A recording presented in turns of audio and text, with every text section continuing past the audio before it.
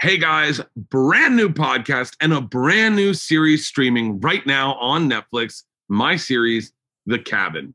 I hope you enjoy it. It is getting good feedback from my friends. So if you like this podcast, by the way, not to like spoiler alert, I think if you like this podcast, you're going to absolutely love The Cabin. I really, honestly, genuinely think so. It is all of my biggest guests from my podcast on The Cabin: Joey Diaz, Tom Segura, Donnell Rollins, Bobby Lee, Big J. Oakson, Anthony Anderson, Dion Cole, Nikki Glazer, Caitlyn Jenner, Miss Pat, Kaylee Cuoco, Joel McHale. Who am I forgetting? Oh, Fortune Feimster. Who else am I forgetting? I do this every time. I think that's everyone.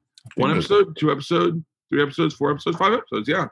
5 episodes. It's streaming right now. I hope you guys enjoy it. And do me a favor, as you know, with podcasts, they build by spread word of mouth.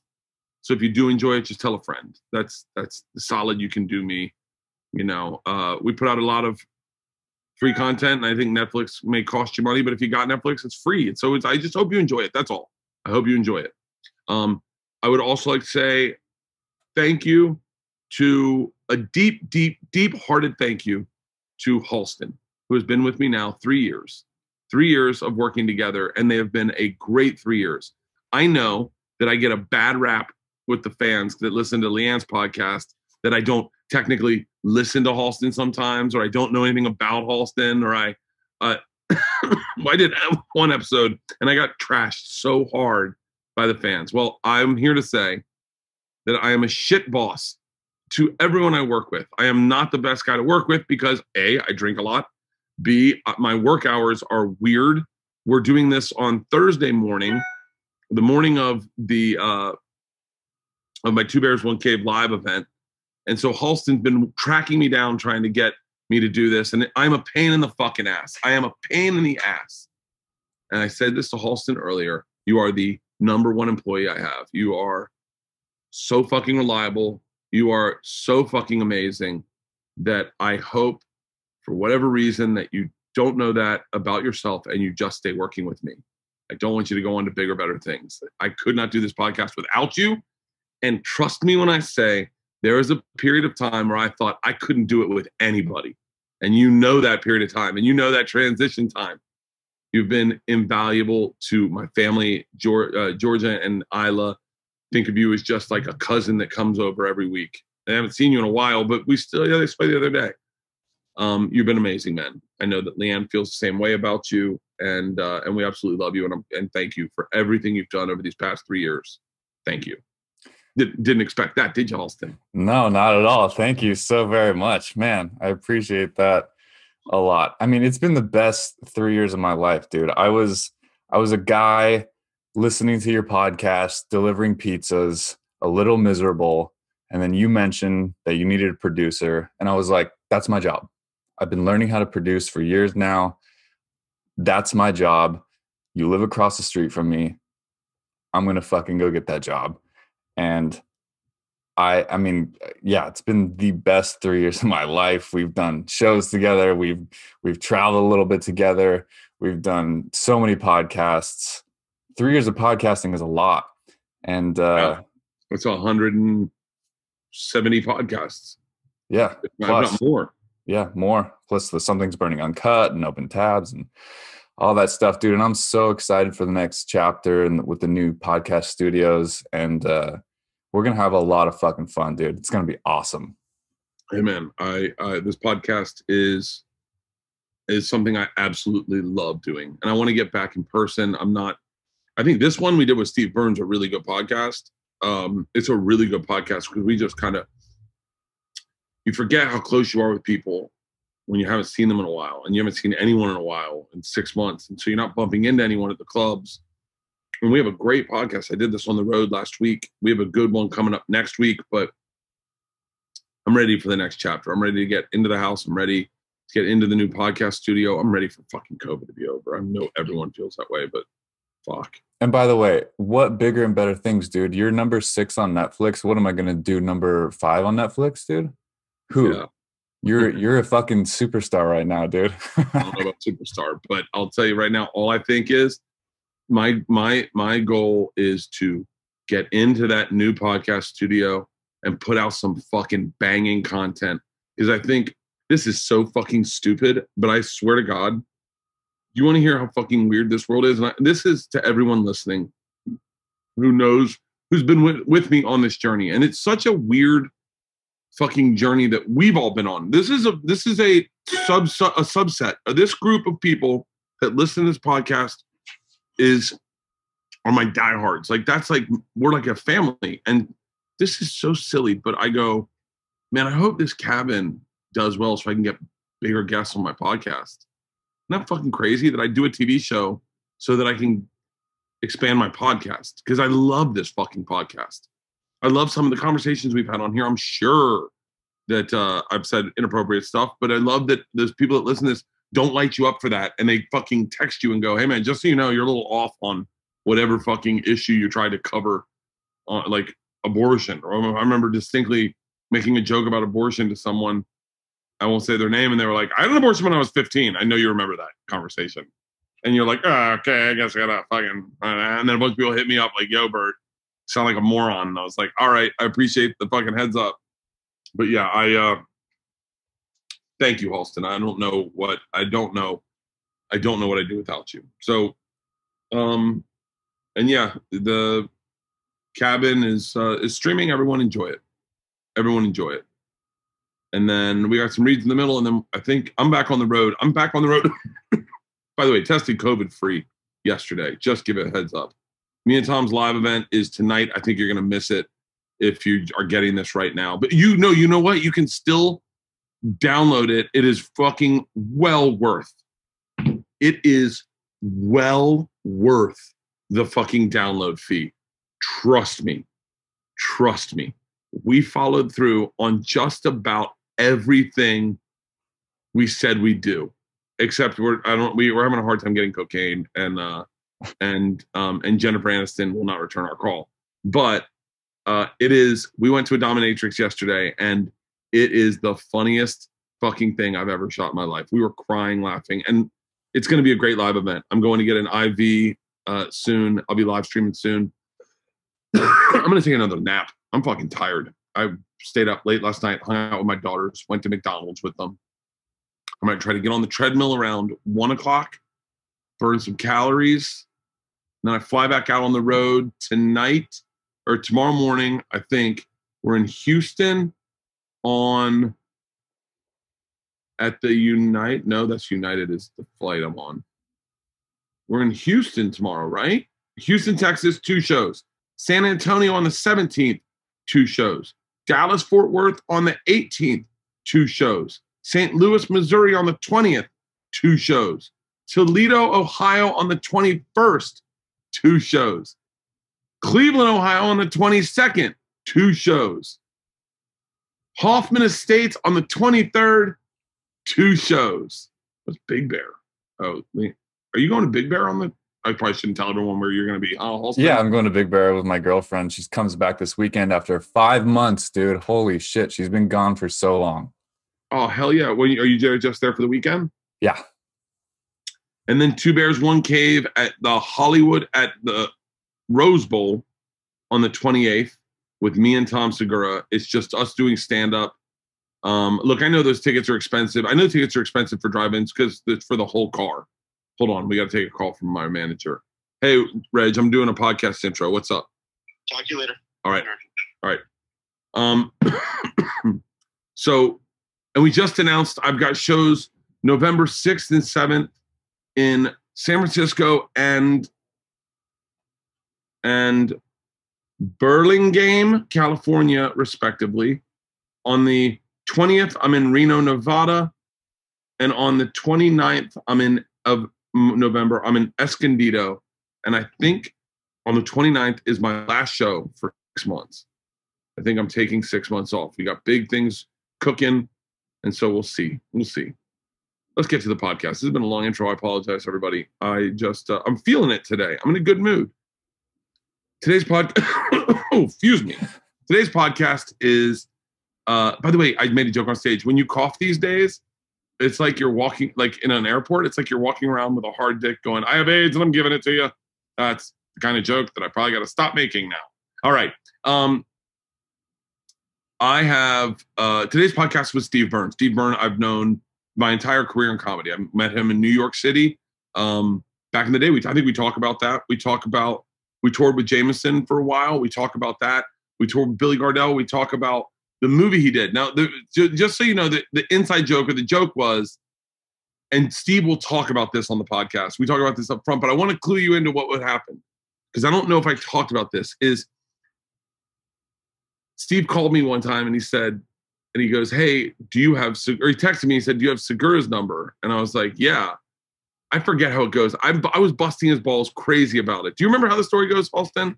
Yeah, I mean, he had tried to get a hold of you to cast you in his movie, and I said I was out of the country on my machine. Yeah, and he texted me and said, "Hey, do you have Segura's number?" And I said, "Sure." And I said, "What? Why?" And he goes, "Oh, I want to put him in a part in a movie I'm making. This is the movie. Segura's in this movie. It's called The Opening Act." And I remember I made a joke going, "You called me for Segura's number to put Segura in a movie. I could have played that part." And I was busting his balls. Every time his movie would come out, I would make a joke about it on the podcast. You probably remember.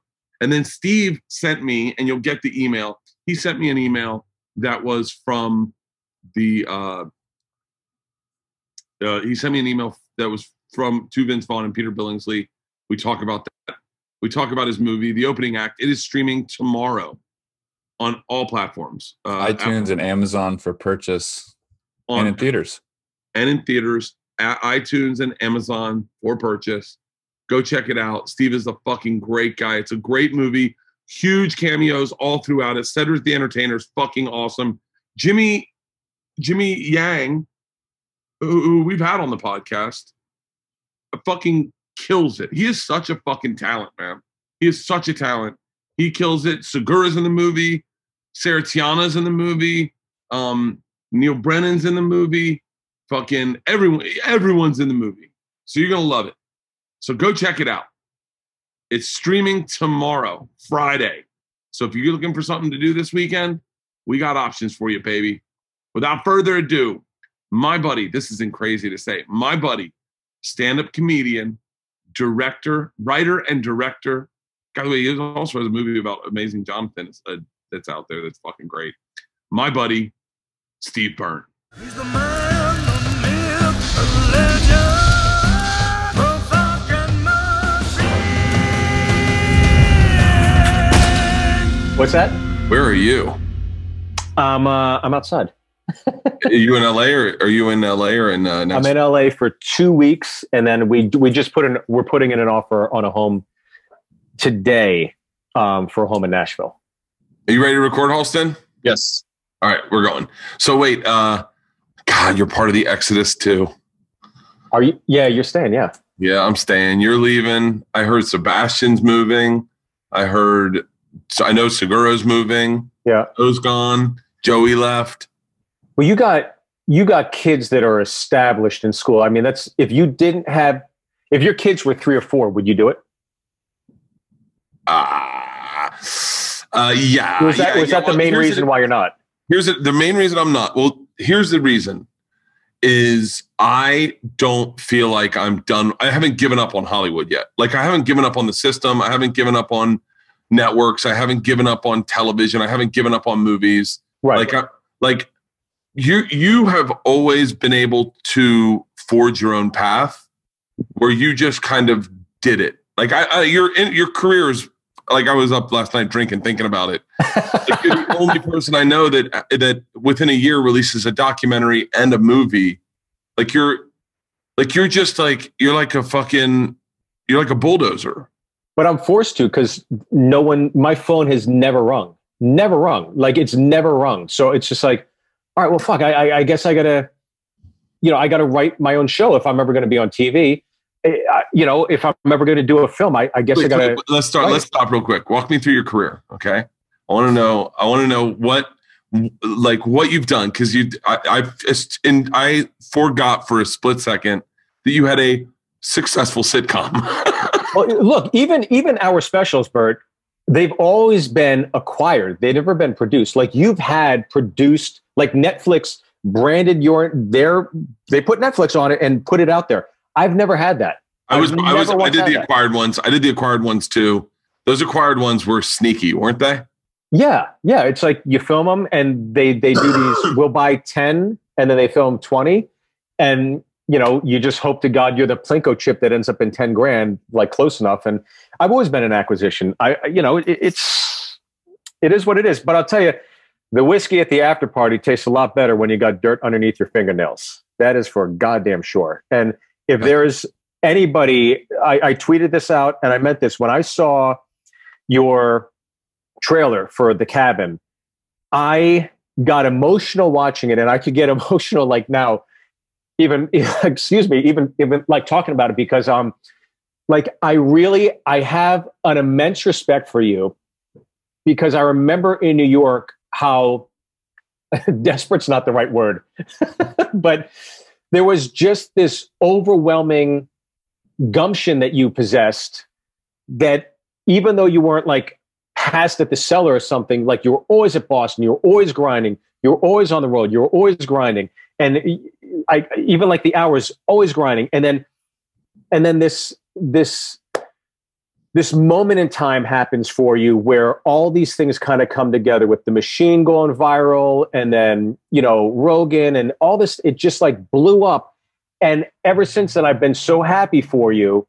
And you're one of those guys, when I saw that trailer, I was like, fuck, thank God somebody got him. Somebody finally fucking understood him. Because when you were doing the Travel Channel stuff, I was like, oh, that's great. That's Bert, but that's not Bert. Right, yeah. And then this show, I was like, that's Bert, because there's the mayhem, the craziness, and there's a lot of fucking heart, a lot of heart. And I thought that was the great partition that I saw in the trailer, where I was just so happy for you. The stand-up obviously stands on its own, and it's great. But that trailer made me really, really happy for you. I was really excited for you. Well, I'm really proud of you, and congratulations on your new movie. So I emailed you something, okay? So I emailed you. Yeah, I just got that, and I went, is that to the wrong guy? No. Okay. So every time I've talked to you about my film, you've had this deep-seated notion. You're not telling me the truth, Steve, and you brush it under the rug, and you don't believe me. Okay. Now, what you'll see there in the email is an email dated, I believe, is it March? May 30th, 2018. May 30th. Okay. So we're still casting the film. Okay. Vince and Peter told me, who do you want to put in certain roles? Okay. Yeah. That are comics that you really think are talented and good, and specific to this. So I would have to email them names of comics, and then they would vet them, and then they'd get back to me and give me approval. Okay. So you'll see in the email, it says Ricky, who's the sound guy, who was the kind of party guy. That's why I assumed you would be great. I put you into that list, and you see Sarah Tiana's secretary, Sasha, who was the alt comic, Joe DeRosa or Jimmy Carr, and the security guard was Alonzo Bowden or Dion Cole. And the one thing I'll say about that email is everybody that was in that email that was a selection was in the film, okay? Yeah. So you were in it as Ricky. When I sent the submission to these guys, Vince took a look at everybody. He goes, Vince and Peter both go, well, he looks like a cop. We haven't cast the cop. Why don't you ask him if he can do the cop? I go, so it's approved. They go, yeah. So that was the process I have to go through. Then I called you. And then I called you. Hey, it's Bert. I'm out of the country. Hey, Bert, it's Byrne. Give me a call. Click. I didn't hear from you, okay? So this backs up the evidence that you never believed, okay? And what happened was, when you didn't call me back, because I thought you were out of the country. After that voicemail message, I thought, oh, Bert's out of the country. So then I go back to Vince and Peter. They go, what happened? Because I would go through everybody. Tiana said yes. Alonzo said yes. And DeRosa ended up doing something else. He was a sound guy in a radio show. Yeah. And so they go, okay, well, if he's out of the country, who can you get? I go, Segura. And that's when I texted you, I think a day or two later, about Segura. And then you texted me Segura's number back. And that's why I got in touch with Segura. So I'm telling you the unequivocal truth, because I was like, it's going to come up. And I want to let him know, as a friend, I respect, and I really, really, really, really wanted to put you in it. You were one of the first people I thought of when I was coming up with the cast. Can I tell you? I'm done. I want to tell you, I've been telling you the truth and you've never believed me. You go, no, Steve, you never called. I go, Bert, I'm telling you. You go, okay. And you would just brush me off. And I'm like, I'm telling you the fucking truth. It was more fun to have my story than to do the movie and you find out I can't act. I think you'd be great. I really do. And I want to know, is your film happening? The one that I read about 6 months ago. Are you guys, is it still in motion? Yeah. I think we're shooting in March in Prague. Oh my God. Are you kidding me? Yeah. Script's done, everything? Script's done. We got a director. We're going through rewrites now of the script of like what we're holding on to the shit we love, like the motifs we love. Mm-hmm. And then anything we don't, we kind of move out. And then, I love our director, and I fucking, me and him did a Skype the other day and just ended up talking about our dads for fucking 2 hours. And That's so, great. And so we're moving forward. It looks like we're going to shoot in March. Dude, congratulations. I'm so excited for you. And again, I'll be on the phone with you nonstop when we start doing this movie. Ask me anything. I can give you partial advice. It's interesting. It's interesting because when we started talking about our movie and talking about who would play what roles and whatnot, I immediately did what you did in your movie, and you cast comics in so many roles. I'm dying to know what like Porter was the only one I didn't know it was Porter. Oh, with the backwards hat, and I didn't recognize it. You saw the link then? Oh, I saw the whole movie. We watched the movie last night on the bus last night. We loved it. Oh, okay, good. Yeah, it's great, man. It was great. We watched the whole fucking movie last night. I blacked out towards the end, but I got the whole movie in. Okay. I have so many questions. I have so many questions. Sure. Yeah. So I'm going to start with this, which is the obvious question. But do you believe me now? Yes, I do. 100%. I'm telling you, Bert, I wanted you. I really respect you. And it's not until like years later when you're in the middle of the hurricane, you don't really think about things, right? You're just on the road. But that Jameson tour, those were some of the best times I ever had touring. Oh, yeah. And you were nothing but a fucking blast to hang with. And when you go back to being a profession of solitude by yourself and a lone gun, you miss the camaraderie, but you also miss those fun nights. And I really do. As I get older, I miss them more and more. But I really had a great time. And I'm telling you, man, when this happened, I have another list too. I don't want to inundate your inbox. Yeah. There's another list of like people I for sure wanted to have in the film, and I sent it to them, and they go, "Okay, let's go through these and find characters for them and stuff." So whatever. Well, no, I 100% believe you. Okay. I want to know how you wrote the movie. How much of this is based off of your experience? Once he's on the road, all of it happened. So, but Trailer Park, which you saw, that was in Raleigh, North Carolina. Radio was KLOS in Los Angeles.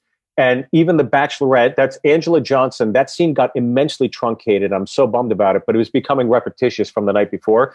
But that happened at the Addison Improv at Pete's Dueling Piano Bar. There's literally a pole coming down in the middle of the far dance. There's the bar when you first walk in, and on the way other side, there's the other bar. There was a big support beam, and she goes, "Be my Swayze." I go, "What?" She goes, "Be my Swayze," and she's grinding on me because she had just been on the show. And I remembered Fultron's line. I go, "No waysy." And this big Oklahoma offensive lineman comes over. He goes, "I'll be your Swayze." And he picked her up and he's spinning around, and the girls are all clapping and stuff. And just dong, it was like Big Ben. And Crawford was with me. He goes, "What the fuck? She just cracked her melon, dude." Blood gushing. The Bachelorette's all run off. And we're standing there, and I'm talking to the guy. He was devastated. And we're like, "Dude, you're fucking yoked, and you just picked her up like nothing." He said, "Oh, I play for Oklahoma." And then, and next thing you know, we see the ambulance, these EMTs come in with a stretcher. She gets put on the stretcher, wheeled out, fucking gashed, and one of the Bachelorettes is walking out, and we go, "Oh my God, we feel so bad. When's she getting married?" She goes, "In 2 days." So I guarantee all of her wedding pictures are like this. Oh my God. Fucking crazy. Yeah. So all those things for sure happened. Is the chick that he's dating, is that based on Jess? No. That was well, Jess is a teacher, so I had her be a teacher, but yeah, everything in the first act like the office. I never worked in an office, never had a cubicle. My dad didn't die. My mom's still around. Yeah, that was interesting. Those were the things, cause like I ended up becoming territorial over parts of the story going, hold on, Steve's dad's not Asian. Like, wait, hold on. Like, and I started going, wait, stop, hang on. And then Dave Williamson, who had seen the movie before previously, was in the bus. He's like, Bert, it's not an autobiography about Steve. That's right. I was it's like, semi-autobiographical. Once we hit the road, that's all true. But it was originally written Will O'Brien, and I named that after a good friend of mine. And Vince said, look, so much of this is personal. Why don't we cast an Asian American? And I instantly thought of Jimmy. And when we did so fucking talented. He's great. He's so doe-eyed in this and innocent. And what you end up getting, it's who's on the poster, right? And what we got from Jimmy was a really sweet film. I think at the end of the day, it's just a sweet, earnest, well-intended, and I think the most authentic version of stand-up comedy I've ever seen in film. I'm just really proud of it. It's a great fucking movie. Now, how hard was it? What was your original running length, and how hard was it to get it down to where it is today? Because the one thing Dave said was, he was like, man, they've cut so much out of the movie that I saw in a previous cut. And I was like, oh, I want to know what you cut. Yeah, it was originally like an hour 40, and then we wanted to keep the sweet spot of 90 minutes for a comedy. Yeah. And so we had to lose so much that I'm so bummed about. But when you see it like narratively, it just flies. So that first act, I mean, he's on the road within 15 minutes. Yeah. And normally that would be at the 25-minute mark. Luke and Ben and Han Solo, they take off, right? That's 25 minutes for your act breaks in terms of structure. But we pushed it up. We just truncated it because there were some elements of the first act that weren't necessarily working as written. So we just like, let's get to the road. And that's everybody that test screened it. They're like, we just want to get to the road quicker. Yeah. So we're like, all right, how can we do that? But there was a great scene of Jimmy and Cedric at the very end. Cedric's smoking on the dock. Jimmy comes in after talking to Neil and getting his check. He's like, no merch tonight. He's like, Sundays, I get the fuck out of here. So he's chomping on a cigar. The limo driver's putting his luggage in, and Jimmy's nervous, and he goes, Billy, could I get a picture with you? He goes, yeah. So they take a selfie, and Jimmy's looking at it. He's just so proud of this moment. Cedric sees, he goes, hey, here's my card. Hit me up, but don't blow me up. Once a month. That's the max. You get to talk to me, okay? And Will goes, okay. And then Ced gets in the car, and Will looks down at him. He goes, hey, by the way, do you hate doing that, oh, Billy from the show all the time? And Cedric then gets in the limo, and he goes, not all the time. And the limo takes off. And it was a nice moment where they're going to keep in touch, and they have a friendship. And in some way, it was going to be like, now he has some semblance of a father figure. But it was just, once the film ends, the film ends. That's what we learned from like Rocky and all these other films. Like, when it ends, like, get out. And that's what we tried to do. Yeah. What I couldn't help but read into names of characters. Like, I know your brother's name's Will. I named it after Will. Billy G was named after Gardell. That's what I thought. I knew that 100%. Yeah.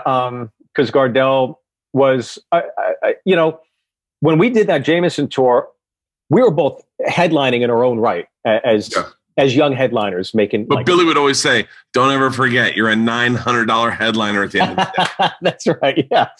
He would bestow us all these great little nuggets. And he had the fucking best line.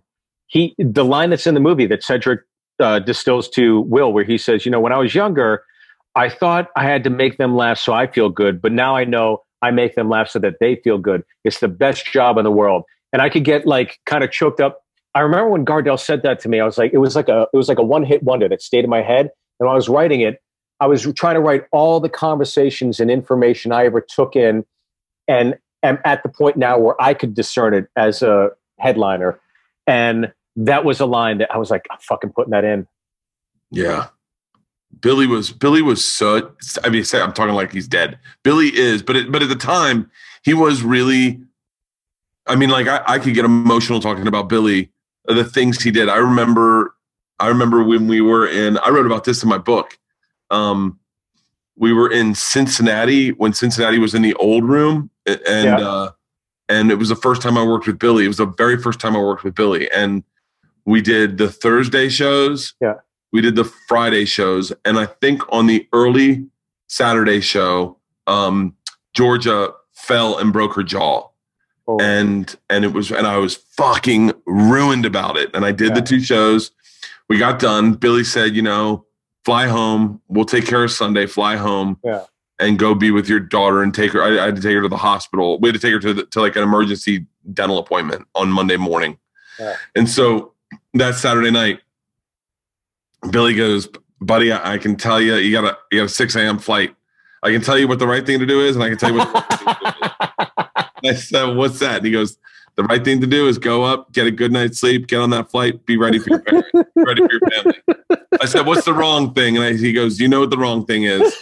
You go down to the bar and you drink by yourself and you stay up all night. And I said, Billy, I'm definitely taking the ladder. And he goes, then I'm going with you, buddy. And we sat at that fucking bar and we did not even talk. We just drank and then went to my room and drank and then he like bailed out at 4 and I got picked up for the airport. Oh my God. And I was a mess on that plane. I was a fucking mess.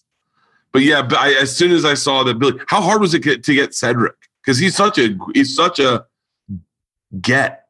He was fucking awesome. Like, yeah, he was amazing in the movie. I didn't know he'd be that good. I don't mean to undermine him. I swear to God, I didn't know. Like, Cedric consistently surprises me in everything he does.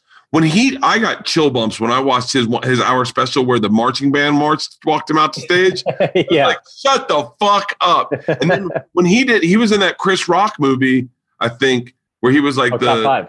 Yeah. And he was amazing in that. He's amazing in everything he fucking does. Very versatile, very, very down to earth, just a good guy. Look, I was intimidated. The first time I met him was the first day on set. And it's written as though Will Chu, Jimmy, idolizes this guy. And Jimmy actually idolized Cedric. I had no idea. So when Cedric came to set the first day, Jimmy and I are both like, oh, this is fucking cool, right? Go over, sit down. We're going to do the diner scene. That was the first scene they did together, was the first diner scene. And we're sitting there and Jimmy goes, I'm such a big fan. Just to let you know, your walk-on music in King's Comedy was my walk-on music my first 2 years when I was doing stand-up. And Cedric was like, no way, are you serious? And that was, he was kind of really appreciative of the compliment. And I was like, holy shit, it's like real. Like, what we're about to do is actually happening. It's real. So that was really, I knew we were off to the races in that moment, but Ced is so fucking good. And again, it's like one of those things where you think about the casting process. And Cedric, by the way, he came on board, I think, in the last minute of like, before we were even going to shoot his scenes, there was like this moment where it looked like he wasn't going to do it. And then he came back on at the last minute. And you just think about all the variables that could have happened and who could have ended up in it.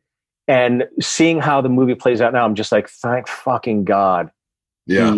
He was the headliner. Oh my God. What a godsend. He was great. This podcast is brought to you by Quip. When was the last time you got rewarded for brushing your teeth? With Quip's new smart electric toothbrush, good habits can earn you great perks like free products, gift cards, and more. This is freaking genius. You probably heard me talk about Quip a million times, but this is something brand new, and it rewards you and your mouth. The Quip Smart Brush for adults and kids connects with the app through Bluetooth and tracks how well you brush, gets tips, coachings on ways to improve your habits, earn points for your daily brushings, and bonus points for completing challenges like streaks. Everyone should be using this because everyone should be brushing their teeth nonstop, and everyone can get this. This is free stuff waiting for you. Redeem rewards like free products, gift cards, discounts from Quip and their other partners. Already have a Quip? Well, upgrade it with the smart motor. Keep the features you know and love, the sensitive sonic vibrations, the 2-minute timers, the 30-second pulses for a guided, clean mouth, slim, lightweight, sleek, no bulky charger. You just put it right on the travel cover on the window, slides in, travel cover goes on top of it. You throw it in your backpack. Quip is absolutely awesome. And the thing I love most about Quip is their toothpaste. Their toothpaste, they have mint and watermelon, are strong, are awesome. They taste good and they don't freak you out. I have a weird thing about toothpaste. Floss that expands to clean and comes with a refillable dispenser to reduce waste, refreshing bag to bring you good oral cares and habits wherever you go. Plus, you get toothbrush heads and toothpaste and floss refills delivered from $5, and shipping is free. How smart is that? Join the over 5 million mouths using Quip and save hundreds compared to Bluetooth brushes. Join over 5 million mouths who use Quip and save hundreds compared to other Bluetooth brushes when you get a Quip Smart Brush for just $45. Start getting rewards for brushing your teeth today and go to getquip.com/Bertcast right now to get your first free refill. That's your first refill for free at getquip.com/Bertcast. That's getquip.com/Bertcast. Quip, better oral health made simple and rewarding. I'd like to thank our sponsor, Whoop. I absolutely love my Whoop. We know a lot about a lot. And 2020 has been a tough year. We all want to live healthier lifestyles, but we don't know a lot about ourselves and how our behaviors may impact us. Get to know yourself on a deeper level with Whoop, a fitness tracker that provides personalized insights into your body's recovery, strain, and sleep with actionable feedback in real time. Know when your body's recovered or when it needs rest. Know how much stress your body should take for a workout and how strenuous your day is. Know how much sleep you should get and how well you sleep. I am addicted to that. The insights that Whoop provides are literally next level, and it's the best fitness tracker I've ever used. It can let you know how behaviors like taking CBDs, which I've been doing on the road a lot. We take CBDs every night. Drinking caffeine, certain dietary impacts affect your sleep, recovery, and in a way that's personalized so you can understand how to better optimize your behaviors. For anyone looking to build a healthier, smarter habits, Whoop is an absolute no-brainer. For my listeners, Whoop is offering 15% off with the code BERT at checkout. Go to whoop.com and enter BERT at checkout. That's WHOOP.com and enter BERT at checkout to save 15% off. Get to know yourself on a deeper level. Unlock yourself with Whoop. Who was the chick that played Segura's wife? Courtney Peruzo. She's a great, awesome. She was so good. She was so good. And that scene was so fun to film because, again, that had happened to me in North Carolina. And I was telling Tom and Courtney about it, and they're like, "No way!" And I'm like, "Yeah." So when I was doing it, I was actually kind of like really nervous because it took me back to that like sense memory thing. But it was so fun to see Tom. He's like, "This is an actual cop car." They're like, "Yeah." He's like, "So I can play with the lights and go with this." So all that speaker shit, that was all him just improving, and we just took the best lines from it. But that was a crazy scene of film, and the craziest part was his wife Christina was due within 24 hours. So he's like, "I might have to leave at any moment because I'm going to have a kid." And we're like, let's go. Because you got to make your day. That's so crazy. So now how was it? Did you find it? Because I know that like both Peter and Vince, who were, help you make the movie, they're legit. I mean, obviously everyone knows who Vince Vaughn is, but for people who don't know, Peter Billingsley has been doing movies since he was a child. Yeah, I mean, everything from the Dirt Bike Kid to commercials when he was 4 or 5 to A Christmas Story. Everybody knows him as Ralphie, but people don't know that like he worked on Zathura. He was a producer on Iron Man. He helped cast Robert Downey and was instrumental in launching the Marvel Universe and a lot of Vince's comedies and F is for Family with Burr. I mean, he's a big part of the comedy scene. And yeah, I mean, look, those guys have been nothing but amazing. Even the fact like, look, my show got canceled. My phone wasn't ringing off the hook. And Bert, you go back on the road. It's dark. It's dark days. It's like Gardell said, you can do the right thing or the wrong thing. And sometimes you do the wrong thing. And I go and get blottoed. And then after I had a cloud burst or two after a few months, it's like, well, no one's going to cast me anything. I got to do my own thing. What's the one thing I've always wanted to see? I've always wanted to see, again, a great film about stand-up. So I wrote it as an exercise just to see if I could even write a screenplay and have the discipline to do it. Gave it to Vince. He read it. He said, there's some good bones here. Let's work on it. Sunday and Monday, I'd meet with Peter and Vince. Wednesday through Saturday, I'd go on the road. I'd work on it. And I'd come back and forth. For 8 months, we did that to get the script tight. Within a month or two, we had funding. And then Vince goes, do you want to be in it? What do you want to do? I go, well, I'm too old to be the MC in a feature. I'm too young to be the headliner. I'm just happy it's being done. He goes, you should direct it.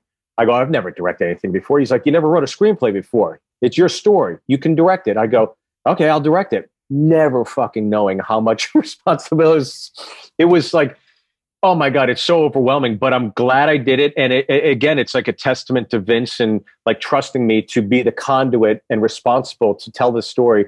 Because I think only a stand-up comic could have told it, and only a stand-up comic could have written it. And it's an immense responsibility for my profession to make sure I got the goddamn thing right. Because if I didn't, I wouldn't deserve to go back on the road and work ever again. Yeah, I keep jumping all over the place. But I want to talk about. So it's a ballsy move for Vince to be like, just direct it. Like what? How much? When you like, how much did you not know going into shooting it? Towards the end of the day, we were like, the end of the movie, you're like, oh my God, I learned a dickload. Like the last day was the first day I felt like I can do this now. That's when it all worked, dude. The first day I was on set. I'm sitting on my Apple box, I got those like Sony headphones on. I'm looking at the monitor, and Jimmy and Alex Moffat from SNL are there to do the first scene. Hang on, and that's Alex is the feature act. Yeah, he was great, man. Fucking kills it in this. He was fucking great. Yeah, he was. I had very few battles on this film. He was one of the few battles that I had, and he was a battle I won. I pushed for him really, really hard. And I'm glad it worked out because he fucking kills it from day one, from the first test screening to the last one. Like, people love that guy, and he did great. What were we talking about? The first scene. So the first scene I'm doing, Jimmy and Alex are at this diner, and it's after radio, and it doesn't go so well for Will. And I'm like, holy shit! Like, I wrote something, and we're doing it. It all comes crashing down, and you're like, whoa, this is fucking nuts. So Peter's here. Artie, my assistant director, is here. I'm watching the monitor, and Artie's like, you good? I'm like, yeah, I'm good, man. Yeah, this is great. I'm looking at the monitor. Pete's like, you good? I'm like, yeah. And then Artie looks at me good and he goes, you ready? I go, yeah, I'm ready. He goes, you got to say action. I was like, Jesus Christ. Fucking idiots. So I'm like laughing, and I go, action. So then they go into the scene. Jimmy and Alex are talking. They do everything scripted. And now Alex is improvising. First take, they're improvising. And I'm like, oh, this is fucking great. And I'm just sitting there like, where's this going to go? What's going to happen? Like, I'm watching a movie. Yeah. And Artie goes, they're going to keep improvising. I go, fuck yeah, they are. And he goes, no, they're going to keep going. I go, I hope so. He goes, you got to say cut. I go, Jesus Christ, cut. So the first take, my first day, I didn't know say action. An 8-year-old would know how to say those things, Just so excited. I fucking botched it. I was so excited. But the very first thing I said that day on set, I think bought me a lot of credit with everybody. Because again, it was my first time doing anything like this. I told like our director of photography, Eric Edwards, who worked with Gus Van Sant and Apatow, like all these esteemed people. Like there's a lot of those people on like Steve Canamesa won an Oscar, I think. He was a sound designer or sound engineer. And I go, look, I don't know everything about directing. I don't know everything about lighting or production design or half the things you guys do, but I do know everything about the story. So when it comes to story, please just trust me on that. And I'm going to trust on you to do whatever it is you think is best for this film. Yeah. And that bought me a lot of credit, I think, as opposed to like, I got this shit. I didn't have that shit.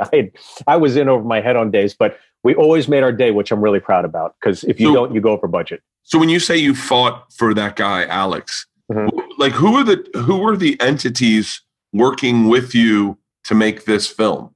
Like I'm curious about like notes and stuff, and like who had notes. Was it just pretty much you, Vincent, and Billingsley?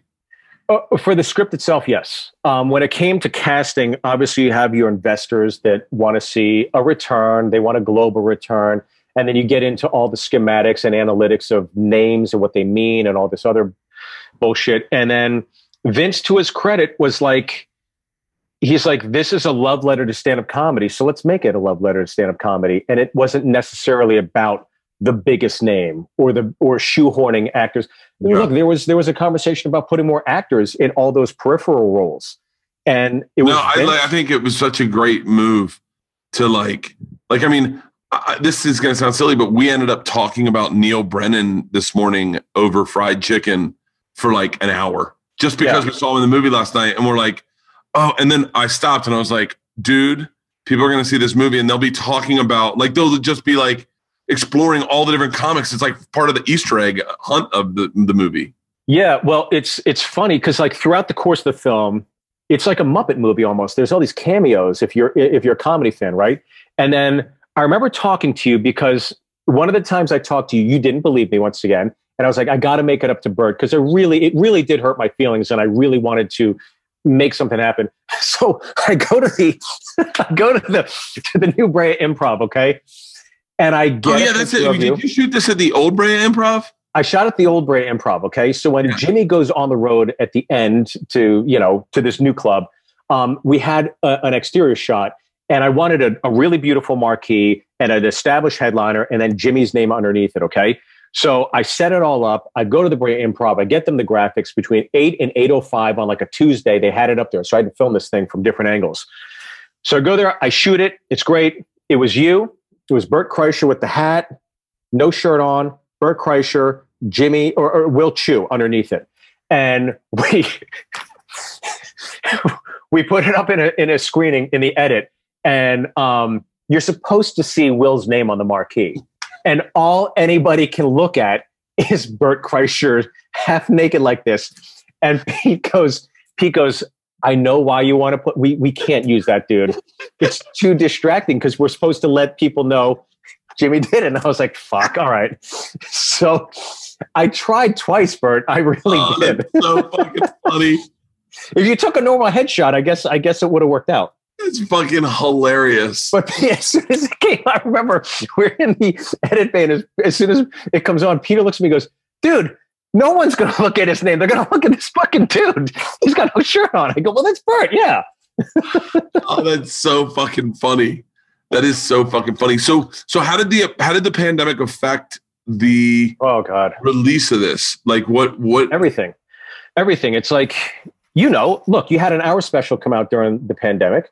You got a show coming out during the pandemic, which is, it's great, right? Because everybody's stuck at home. But the catch-22 is, well, you'd be doing colossal theaters right now. And with this new show and all the press that comes with that, you'd be fucking raking it in. And you're doing the best you can. Yeah. But your team knows. I mean, you look at the numbers, you could be killing it. So we, on a personal level, look, people are home. They can't go to comedy clubs. Maybe this is a good Band-Aid. Yeah.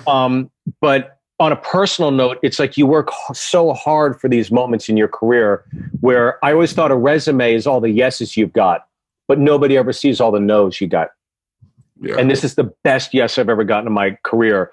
And when it got greenlit, I remember I called my guy who did my suits for my hour specials. I was like, I want a tuxedo, man, because I'm going to go to a film premiere. I want a nice tuxedo. I got just a really, really beautiful dress. And I go, we're going to, sorry. I just said, we're going to wear these. And you've been so good to me and so supportive. I want to enjoy that night with you, And so now, like, this thing's coming out and it's like, we're laughing about it the other day. I'm like, well, fucking just chuck those in the fucking trash can. We're never fucking wearing those things. Cause we had it all set up to premiere JFL in July. Then we're going to go to Toronto and it was just like, all right, it's coming out on VOD and maybe I'll go to the Improv and screen it there. At least we'll be with comics, but it was one of those things on a personal level where, as committed as you are and as loving and dedicated as a father and a parent as you are, it's a toll every time you get on the road. And my wife's been nothing but incredible. Even my daughter's 8 now. And just before the pandemic hit, it was my last road gig. She's 8. She's aware now. And she was crying, sobbing. I don't want you to go on the road. I don't want you to go on the road. I'm going to miss you so much. I love you. Please don't go. Like, honey, I got to go. I'm pulling out. I see her in the window crying and you just want to park the car and go fucking run inside. And I couldn't. Literally, I get home the next week, quarantine, pandemic, off the road. And I was like, this is great. And then maybe like 4 months in, I'm like, Libby, what fucking fountain did you throw a goddamn coin in and ruin the goddamn universe? Because you got your wish, honey. Bro, I can I tell you, the 2 days, maybe 7 days before the pandemic hit. Yeah. I was in DC and we're driving from New York to DC in the bus, and I've been partying for your life.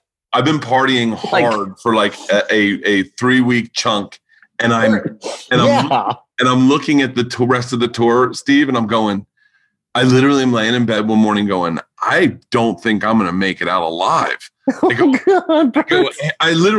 talk to God. I go, hey, God, man, figure something out. Because I go, I feel like I'm really putting a hurt on myself and I'm gaining weight. I go, give me something like I'll tell you what, you know what I need is I need like a week. Give me like what I said to him is I was like, give me like a sitcom or something where I can stay home for like a month or something. Yeah. Dude, the very next week they were like, pandemic's on. And I was sober for like 2 months straight. And I was like, okay, God. And by the way, what's crazy, I have had more sobriety this year by far, like stretches of like when I do these tours in between, like a month in between, don't drink. Macon, Georgia, doing a TV show, don't drink for like 3 weeks. Like it's pandemic sadly has given me a tad bit of balance. So, I think you and I are similar, although you take it to a whole nother level. But I think we are both social drinkers. I think I will go. I don't have any liquor in my house, for example. But the minute I go out and if I'm having a good conversation within 5 minutes, I'm like, I'm going to drink tonight. Yeah. And then next thing you know, it goes fucking way south. And so much so that my wife has put an alert on our card. So anything over like 125 when I'm on the road, she gets a ding. And I was at Jake's Saloon, which I'm sure you know, next to Gotham Comedy Club. That's my go-to spot. Every time I do Gotham, I go out there and I rip it up. The last time I was there, I rung up a $1,200 tab. My wife got the ding. She called me. She goes, you get the fuck out of that right now, you son of a bitch.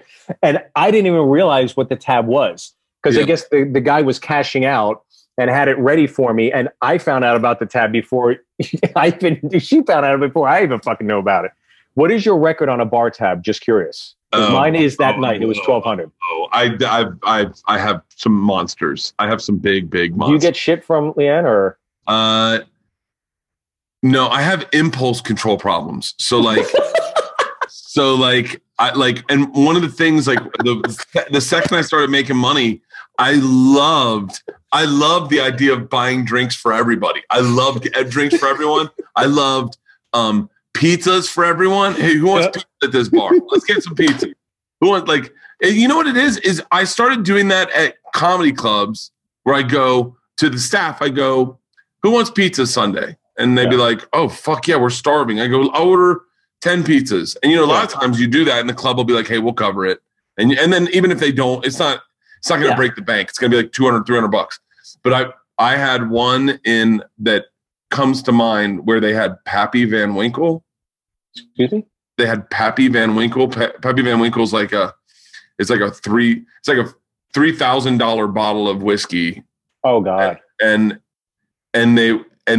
they had it. That's why I've never heard of it, Bert, because that's outside my price range. I drove a Saturn for many years. I don't drink that shit. Yeah. I forget where we were. I know exactly where we were. I was with Ari Shaffir and we were in Madison. This is the week before he drugged me. And then oddly enough, he was like, I was thinking of drugging you that night, but you were being so nice. And I was like, oh, thanks, Ari. Jesus. And they had Pappy Van Winkle and we bought, and I thought it's going to be a write-off. We had the cameras. I said, film it. We're going to order a round of drinks. And it was pricey for one drink. And all I can tell you is based on the video, you can't really tell the difference that it's a fucking $600 glass of whiskey versus a fucking $5 glass of whiskey. It was such a waste of money that I was like, fucking never doing that again. But I've done that a lot. Fast forward. I've done that. My impulse now is like my favorite one is Steve Byrne has never seen anything like this. We were drinking in Salt Lake City and we were driving back to go skiing in wherever the fuck we were in Utah. Where's the Utah? Park City. Park City, yeah. And I'm wasted. We're in an Uber And I tell the guy, I'm like fucking, and we're drinking. By the way, I want a beer right now. We're drinking in the Uber. And I tell the guy, I go, pull into Del Taco. And he goes, okay. And Steve goes, what are you going to get? And I go, I'm going to get us food. And he's like, okay. So Steve starts collecting orders and we pull up to the window. I go, I got $100. Surprise me. And the guy goes, what? I go, I'm going to give you $100 worth of cash. I want you to give me $100 worth of food. And he goes, anything in particular? I go, pretend you're making it for yourself and your friends. And he goes, I got you. Steve Byrne is easy. He's next to me going, this is fucking crazy. And this guy must have given us $300 worth of tacos. He gave us so much. We ate tacos for like 3 days after that. I went to Denny's one time with the Impractical Jokers and Roy Wood Jr. And I was fucking ripped. And he comes over and Quinn's like, yeah, I'll get the much. I go, we want one of everything on the menu. I love that. I love that energy. I love that. And I can't understand people that don't like that energy. Like, I love that shit. Well, I think I learned from the best, Bert, because that's you. I was in Cleveland at Hilarities. You know that great like craft speakeasy downstairs? Yeah. Granted, you do theaters now and you know the theater shows, but when you got to slum it like these club comics, there's that speakeasy downstairs. And it was the first time I ever had 1942. Never had 42 before. So I drank 1942 tequila with somebody. I'm like, I'm not a tequila drinker. I was like, that's like fucking water. Holy shit. There was a bachelorette party at the show. I go, get over here, girls. I got around. Get them around. There were some boys from the show. I go, get over here. I get them around. I go, now everybody's getting around. So we all got around. Dude, I didn't fucking know it's $50 a shot. Oh my God. That was another, I think it was like an $800 or $900 bar tab. Again, like just like, what the fuck are you doing? Like, what the fuck? You have a child. It's home. Marketing. It's marketing. It's marketing. Yeah. It's marketing. Joe Coy bought me shots last night at Hilarities. It's like, no, fuck that. Joe Coy bought me shots at Hilarities. Bobby Lee got taller. Yeah. I think I have always gotten a kick out of, like, my big thing now is I'll be like, this is going to sound crazy, but we've had McDonald's, that are owners of McDonald's or fans of mine, shocking.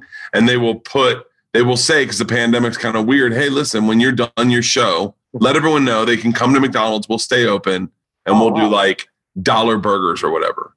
And so, that's awesome. Yeah. And so, well, then I start going, well, for $100, I can get 100 burgers. And I'm like, fuck yeah. You know, that was one of the biggest fights I've ever been in was with Doug Benson. I bought 200 cheeseburgers for his Doug Loves Movies in Helium in St. Louis. And he was livid. He was Why was he livid? Was he like really furious? It's Steve. It is. By the way, if you ever get bored on a long car ride and you want to listen to the most engaging podcast you've ever heard in your life, it's me and Doug Benson fighting on stage and he is screaming at me. Oh, Jesus. I'll listen to that. It is fucking, I've never listened to it. I won't listen to it. It's fucking like it, because I'm wasted. I've been drinking on a plane. I landed off the plane and he's like, are you on your way? I'm like, I'm on my way. Don't start the show. I'll be there in 5. And I call the Burger King and I go, I need 200 cheeseburgers. And they're like, what? And I go, listen, my name's Bert Kreischer. Google me. I'm real. I'm on my way. And I hung up. I showed up. They had the phone out. They go, it's him. Bring out the cheeseburgers. That's awesome, man. I love that. I love that energy. Give me one off the menu. I love that. Do you know what one of my favorite things to do is?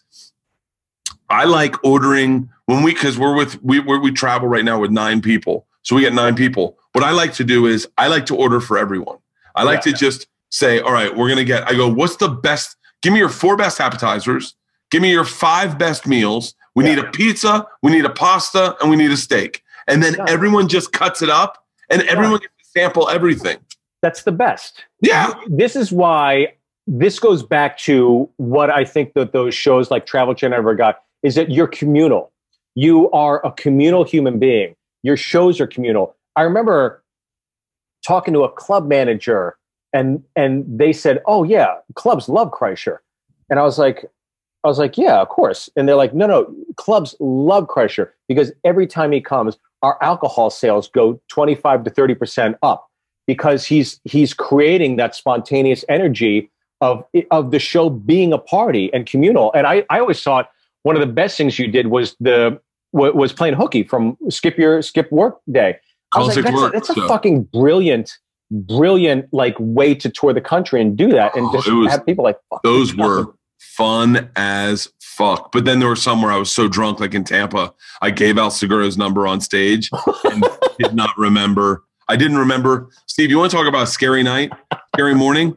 I didn't remember. All I know is that I didn't tell the machine, which I always tell the machine, and I didn't tell the machine. Yeah.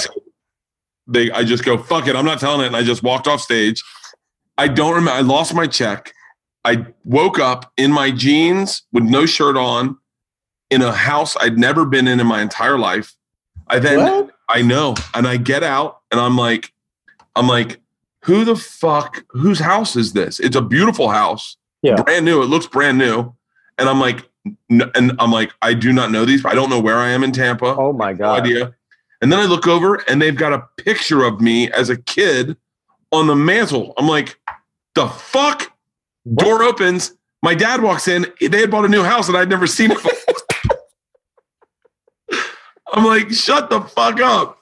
I was like, I'm in my biggest fan's house. My biggest fan bought a house and covered it in pictures of my childhood. You know my sisters? Dude, I was in that. It's so fucking great. I was in Atlanta and I was, what the fuck? Who's calling? Oh, you get a FaceTime? How do I, hold on. I got to, I was at God, where was I? I was in Atlanta. I was in Atlanta, Georgia. I was doing that, the Punchline. Yeah. And you know, there's like that fun area you can go out in, like right down the street from there. Well, you do theaters now. You don't do the shit anymore. Shut up. So I'm doing the show, and the bartender recognized me from Sullivan and Son. He goes, "Hey, you want to come behind the bar?" I'm like, "Yeah, I'll come behind the bar." It was one of those nights where it's like, "I'll go out for one," and I was with Cannon. Let's just go out for one.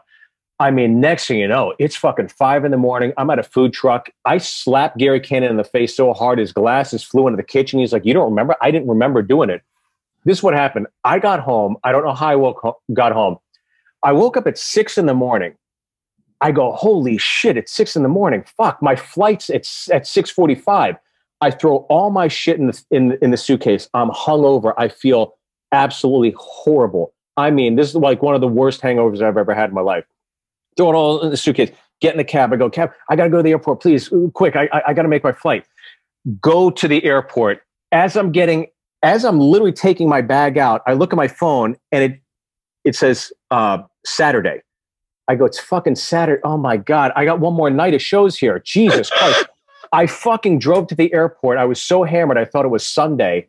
Went back and I was so bombed. I thought I was going to have to get one of those IVs to hydrate. I've been getting those a lot lately. Do they work? I love them. I don't know if they work. I love them. I that was the one night I was like, I think I got to do it. But I had a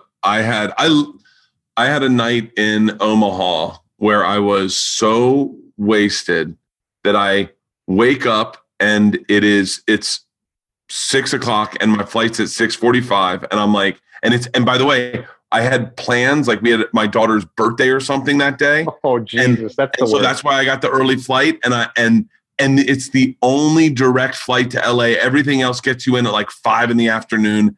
Everything else sucks. So I pack my bag. Yeah. I throw it in the car and I realize I'm not going to make my flight. And I look at the cab driver and I said, I'll tell you what, I'm going to give you $200 to take my bag back to the Funny Bone. Just drop me off curbside. And he goes, deal. So I called Colleen. I go, Colleen, my bag's coming back to you. Can you just mail it to me? She's like, sure. So I drop me off curbside. I give the guy $200. I go, take my bag back to the Funny Bone. Colleen will be there. I literally run, Steve, run. Yeah. Fucking check on my phone. I got the clear pass. I go right through, get up to the thing. And they're like, all right, they're about to close the door. I go, hold on, I'm here. And they're like, walk on, sit down. Lady says, can I get you a drink? I go, ooh, we're winning today. Double jack on the rocks, lots of rocks. Thanks a lot. Off to the races, baby. Oh man, I miss. You know, it's so funny, and I think watching your movie made me feel like this last night. It's like there are certain people that don't necessarily own the comedy clubs, don't necessarily run the comedy clubs, but they are people you interact with nonstop, like radio jocks that you become friends with. Yeah. And then all of a sudden you have this relationship with this dude that like, you're like, oh yeah, I've been going to fucking, like, I've been going to certain markets for like 15 years, 20 years now. Yeah. And you know them. I mean, Cowhead is one of my best friends in the world. Like, he's one of my best friends. And I just met him because I did radio with. I met him because he came to a show, saw me, had a radio show, had me on. And then it's like so bizarre. But one of the ones I was thinking about, because I was like, one of the ones that we all know is Buzz from Buzz with one Z from Richmond. Buzz with one Z, I mean, that's right, yeah. He's a sound guy that has so much personality that it's like it overwhelms everyone that works at that club practically. Yeah.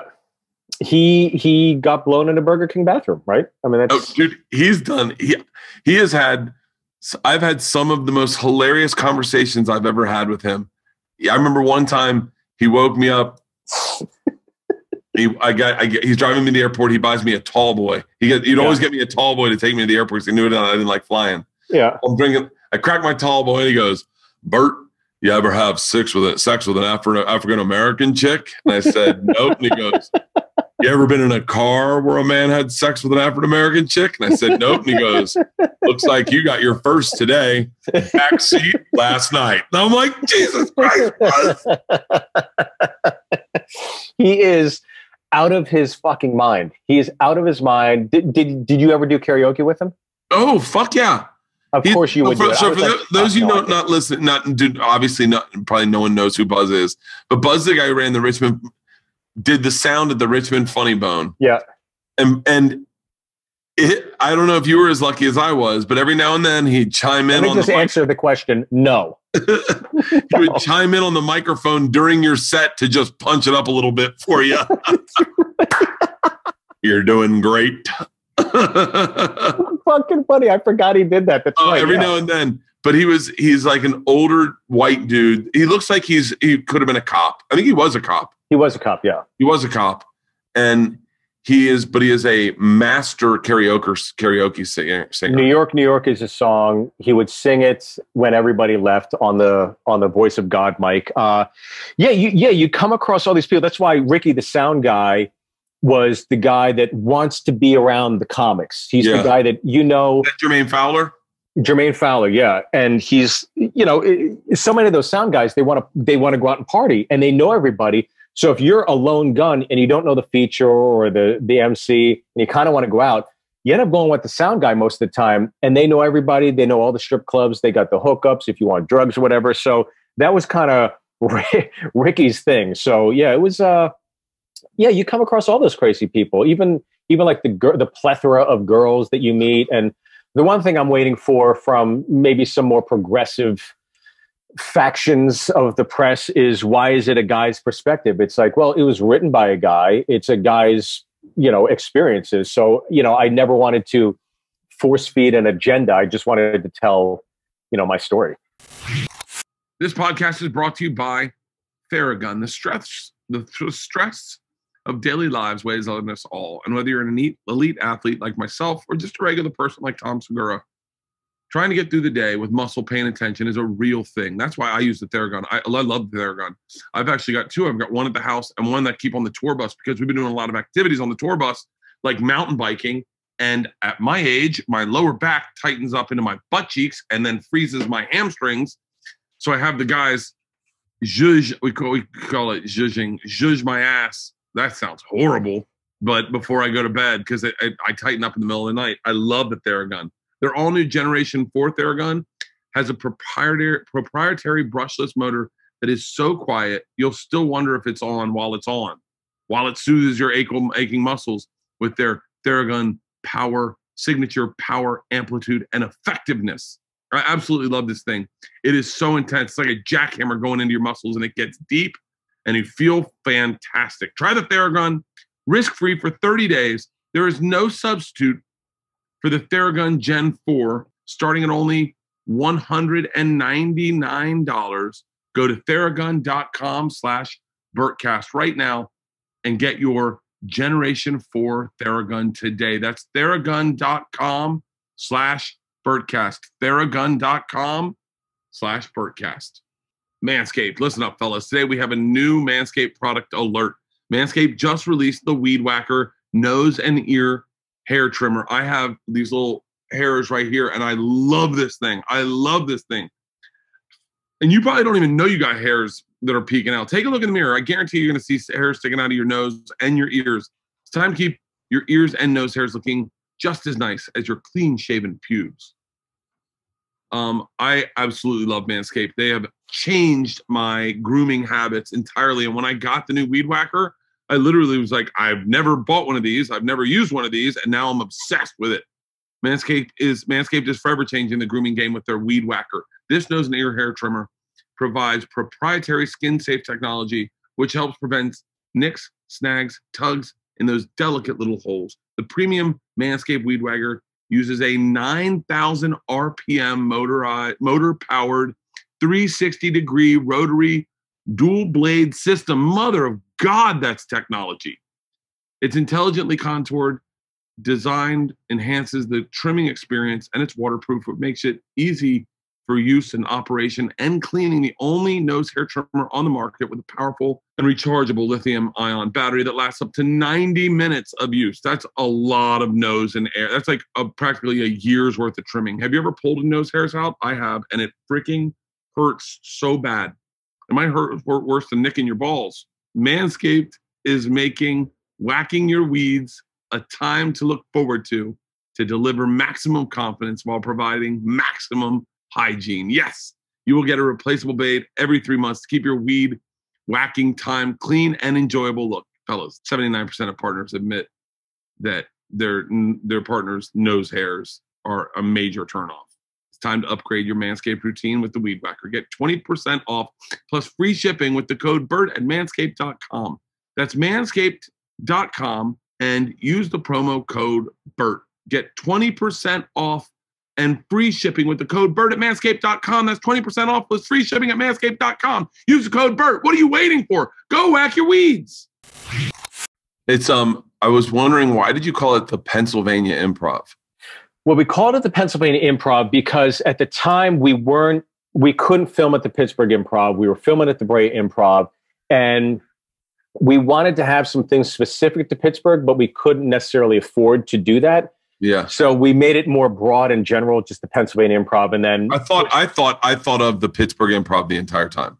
Yeah, but we filmed it at the old Brea Improv. And look, when you're looking for a location, one of the things I told them, I go, look, this has got to be done in a comedy club. Yeah. Because so many films about stand-up, like The Big Sick, I love that film. It's not about stand-up, but he's a stand-up, right? And you look at those scenes, it never looks like a comedy club to me. I'm like, what is this? Is this a bar that happens to have stand-up? Like, I don't believe it at all. Yeah. So they're like, maybe we'll build a set. I'm like, we're going to find one. And so there's the 30-mile zone where you get tax incentives if you film in Los Angeles. And I Googled all the comedy clubs. Now, you can't do it at the store. You can't do it at the Improv because you'd have to film it like 2 in the morning until like 2 in the afternoon. And nobody wants to do that. So I looked up all the peripheral, and the Brea Improv was 29.6 miles from the epicenter of the 30-mile zone. Really? I called Hartman. I go, look, we're doing this film. Could we potentially use the Brea Improv? He goes, you're in luck. We're closing down the Brea Improv and opening the new one next month. You can use that as your set. I go, holy shit. That single moment in time is the reason the film got made in July. That accelerated everything. Really? Yeah. Oh, that's so fucking interesting. Crazy how it worked out, and thank God for it. Yeah, yeah. What's your next project going to be? I don't know. I did the Amazing Jonathan doc, and I wrote a script as using that doc as proof of concept because I think that relationship is so fun and rich. And then I wrote a feature film for Overbrook, which is Will Smith's company, about when I had Sullivan and Son. My brother was leaving Iraq, and while he was in Iraq, his wife left him and spent all the money. So he comes back from Iraq, penniless, loveless, directionless, because he's the black sheep of the family. And my wife and I, my daughter at the time, say, come live in our cabana, our pool cabana. You can stay there. And so you have two brothers that never got along, forced into a situation, but the family, along with my brother, collectively learns that he's suffering from PTSD. And so the script is about my experiences of, as an older brother, trying to get my brother back on the track, along with the friction of a Noel and Liam Gallagher relationship where we butt heads. And the film is not heavy-handed because a lot of the films that deal with PTSD are too dark and heavy. And I was like, the film that's never existed for people going through this is some levity, some breath of hope, a cloudburst. Let's laugh about these things. And there's humor to be mined in everything. So I wrote a, comedy drama about that. So we'll see what happens. Do you want to do more directing? I would love to. I really find it to be a fascinating occupation when you're the purveyor of the story and keeping the story on track. And I love the collaborative effort. I really like working with people because, as you know, we live in a profession of solitude. The good thing is that I think that you're finally at the point where you have your team. You coalesced a group of people that you really enjoy being with, that you can eat with, go to movies with. They're game for like anything you want to do. And I think that's ultimately really the goal. That's what you want to get to. You want to create your own Rat Pack. You want to get your own group of a good core. And when you're just still like a club act like myself, it's tough to do that. That's why you reminisce about the Jameson tour or the Sullivan and Son tour and being a part of a great production. So I think that's what's great about you and what's different about you than other comics is like, I remember going to the Sullivan and Son tour in Tempe. And not in Tempe, in Stand Up Live, because we were all and I think I ended up doing a set that night. I think I was doing Travel Channel. You guys were in town. Right. Yes, yeah, you were doing Travel Channel show. Yeah. But I remember being in there and going, "This is what I've always wanted. I've always wanted to be able to like." You were always good at going. Let's get on tour. I remember you got me involved. You helped hook me up with the Young American Comedy Tour. I just told Segura yesterday because Segura and I played tennis against each other, and he told me. Oh, I fucking talked about him. I did his podcast yesterday where he talked about you. He said to me when he said I started taking tennis, I said he goes, we should play sometime, and I said I'll destroy you. And then the other day he goes, you destroyed me. What's so funny is he goes, so what are you good at? And I go, I don't know. What do you mean? And he goes, like baseball? And I go, what's so funny? I said, we went out and played me, Steve, Ernst. I was trying to explain how much I told him this story on his podcast, Home Run Derby. Yeah. It was out of all that is when I met Sebastian. That is when I remember thinking Sebastian was the only person that I could ever connect Sebastian's behavior to, in my opinion, and this isn't fair to Sebastian because I think he's a funnier and more interesting guy, was Craig Kilborn. Because Craig Kilborn, I could not tell if Craig Kilborn was joking or being serious. Like, everything. And I remember meeting Sebastian, and he was putting on like knee-high socks, matching batting gloves, shoes. He had the headband. He had the wristbands. Yeah. And I remember laughing. And going, and he goes, what are you laughing at? And I go, and the way he said it, I started laughing harder. and he's like, what's so funny? And I'm like, and I'm like, you're not all joking. All Adidas. Yeah. It was all Adidas, head to toe. All Adidas. Just showed up in like cut off tank tops and gym shorts or cut off jeans.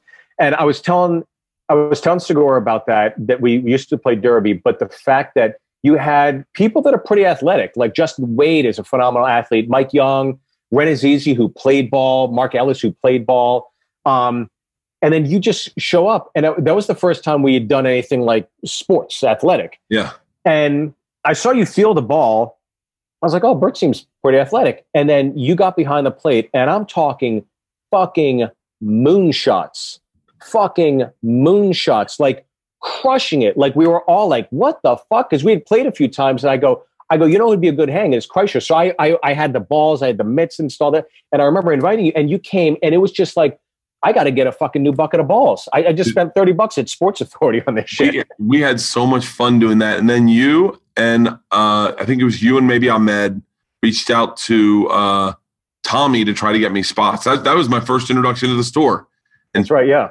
And you had just come to LA, And I remember when we were leaving, this is when I saw you in a different light. Cause I knew you from New York. I knew you like as really sociable and fun. And you were leaving, you had to leave early one day and you're like, I got to go to a blood test. I'm like, what do you got to get a blood test for? He's like, and you were basically saying, I want to stay on track. I got to keep healthy. I was like, oh, that's great. He's like, yeah, once you have a kid, it's a game changer, man. And I just thought, wow, he's really got his shit together. And then I toured with you on the Jameson tour. It's like, wow, he doesn't have his shit together. Do you remember the morning? I know you remember this morning. Do you remember the morning in Seattle when we played Kirkland and we were driving to the airport at 4 a.m. and I had a 12-pack of Heineken in the car and you could not stop. I go, Steve, do you want one? And you go, it's 4 a.m. And I go, well, yeah, I technically just stopped drinking a couple hours ago. And you're like, sure, I'll have one. And then you looked at me and I'm like 3 into the ride and you go, hey, this isn't healthy. You know that, right? Well, dude, I told Segura this yesterday and Christina, obviously, but the first time my wife ever came on the road was on the Jameson tour. I just met her and she'd come on the road with me the very first time. And it was, and we had gone to lunch with Gardell and Gardell was like, you're not coming. If you come to my house, keep your clothes on. You're like, why would you accuse me of doing that? He's like, guys, you fucking do it, cuz. And you were a little stung. And then my wife's like, so what's going on with Bert? Like, does he get like naked and do crazy? I'm like, he's just a fun guy. I don't know how else to put it.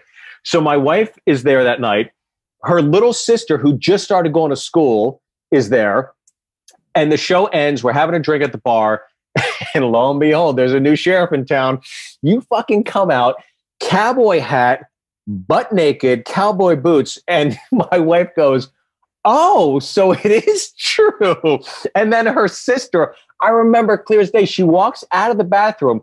It was like she had just turned 19 and I snuck her in and she opens the door and comes into the showroom and you're there. And she goes, oh my.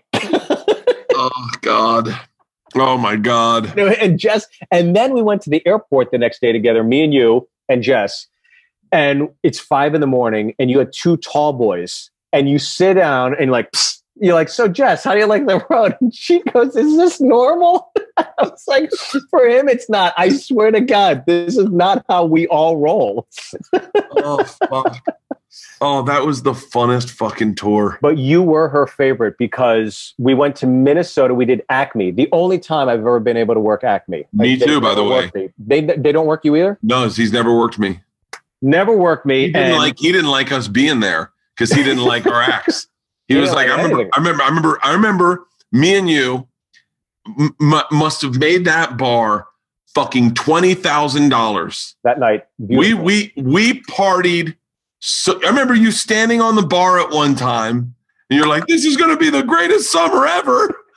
I mean, we came up with a game and we played a game out at the bar that night with the bucket, with the bucket. Tracks, yeah. And because that's another thing. You did the Iron Cross. We did that in Chicago. That's another thing people don't know. And by the way, all these young comics, when clubs open up, you need to know. The reason Steve and I worked is because we would come up with games. We get done the show with these Jameson things and then go, hey guys, don't leave. Come out to the bar and party with us. We're going to come up with a game. Everyone's going to win a little money tonight. And we would have the same amount of people that were in the showroom in the bar. I have it. You can find this online. We held pints in like the Iron Cross position. I did the play-by-play. You had the play-by-play. Yeah. I had just bought this camera and I took the microphone and turned it around. So you did the play. It's you go on the play-by like Kreischer. He's going to take him. Is he going to take him? And we had about 20 dudes out there all doing it. And at the very end, it's me versus another dude. And I'm like, you're not doing it is. But that's what we did at these bars. And then we would make the bar an extra 20 grand in drinks. For sure. It was a roving circus.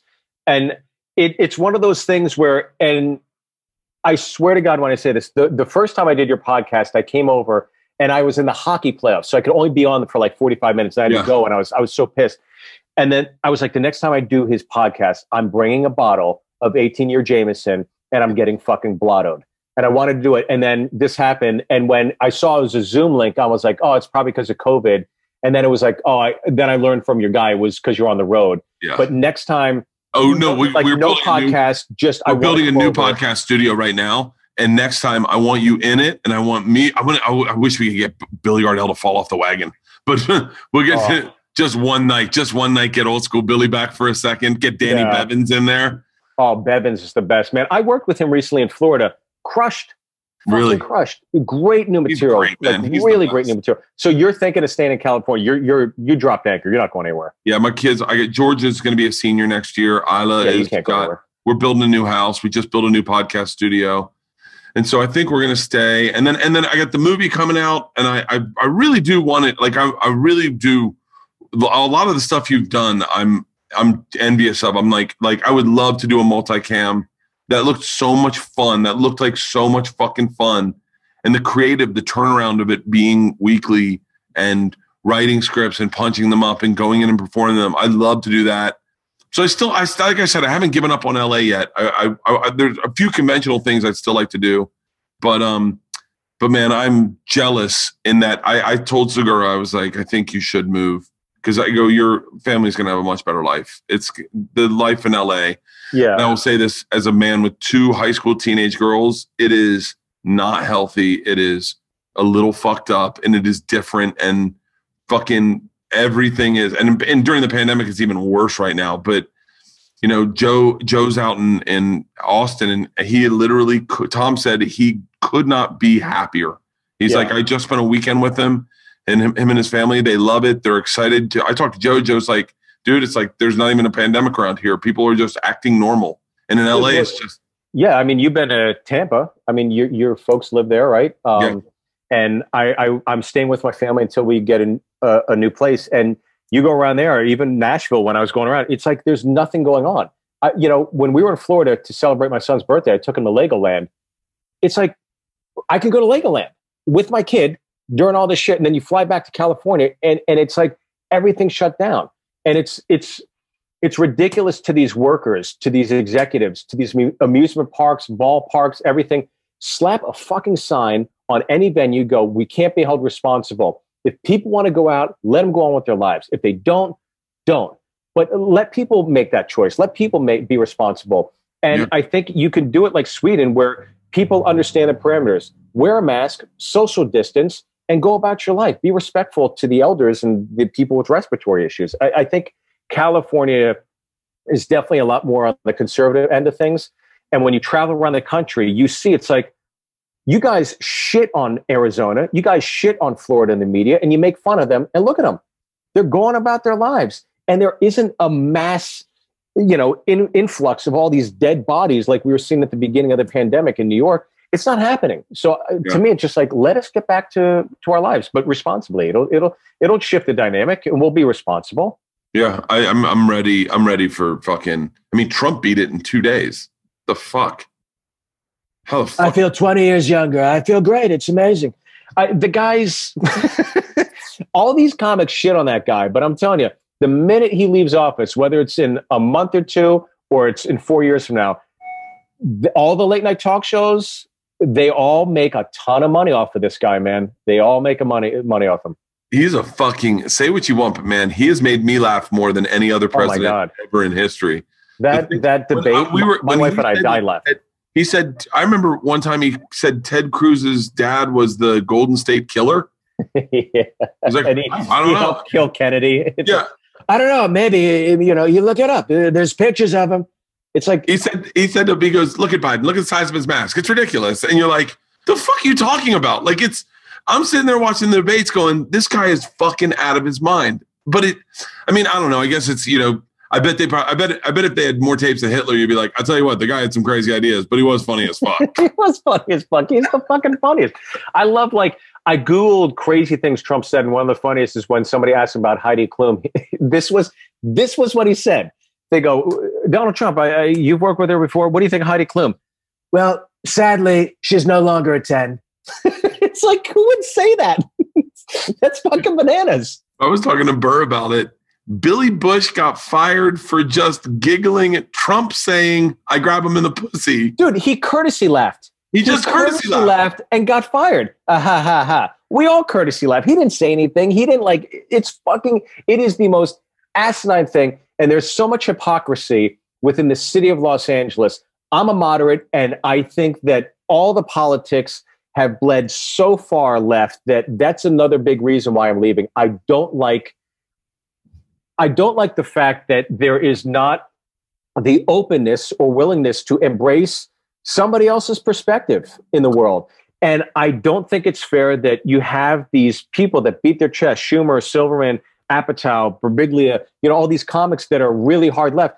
And I don't find anything they say offensive. Sometimes I agree with what they say, but the absolute condemnation of anybody who has a difference of opinion, when you go to the Emmys, Oscars, or anything, and you shit on Trump, blah, blah, blah, you get applauded. If you're in the same industry and you say those things, there's repercussions.